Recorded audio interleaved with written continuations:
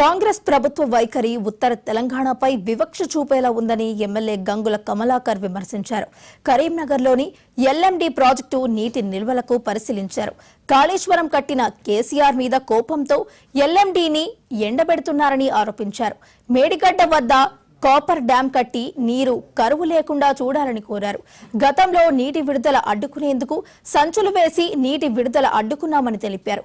10 ఏళ్ల కేసీఆర్ పాలనలో నీటి కొరత ఎప్పుడూ రాలేదని తెలిపారు.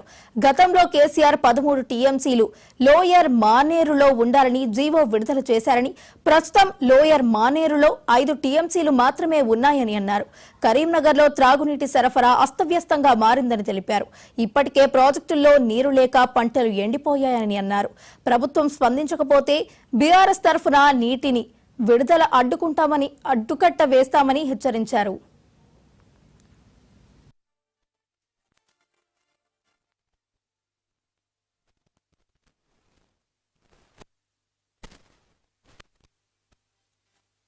ఫస్ట్ ప్రయారిటీ కరీంనగర్ కార్పొరేషన్కు తాగునీరుకు ఇబ్బంది లేకుండా మినిమం నీళ్లు మెయింటైన్ చేయాలని చెప్పి మేము డిమాండ్ చేస్తున్నాం.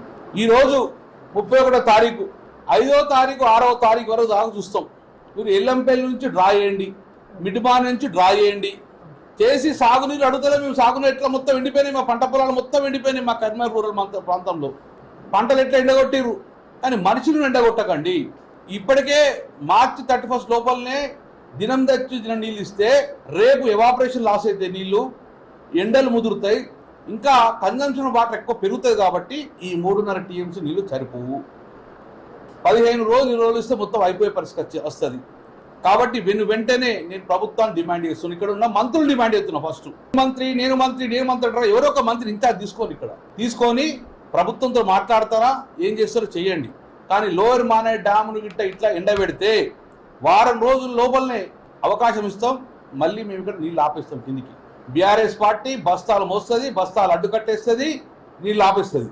కానీ ఇవాళ చేయాలి. కానీ కింద ప్రాంతం కూడా మన తెలంగాణ బిడ్డలే, వారు పుట్టకచ్చిన దశలో ఉన్నాయి పంట. అందుకే వారికి కూడా నీళ్లు పోవాలని అవకాశం ఇచ్చినాం. మేము కిందికి పోవాలి, కానీ మాకు పైనుంచి రావాలి. కిందికి పోతున్నాయి, పైనుంచి వస్తలేవు. కాబట్టి కింది ప్రాంతానికి కూడా సాగునీరుకి ఇవ్వండి. కానీ పై ప్రాంతంలో ఉన్న ఎల్ఎండి నుంచి కానీ ఎస్ఆర్ఎస్ నుంచి కానీ ఎల్ఎంపల్లి నుంచి కానీ మిడ్మాన నుంచి కానీ ఏం చేస్తారో కానీ జీవో నంబర్ 885 ప్రకారం 12 టీఎంసీ తగ్గకుండా నీళ్లు నిల్వ ఉంచే బాధ్యత ప్రభుత్వానికి.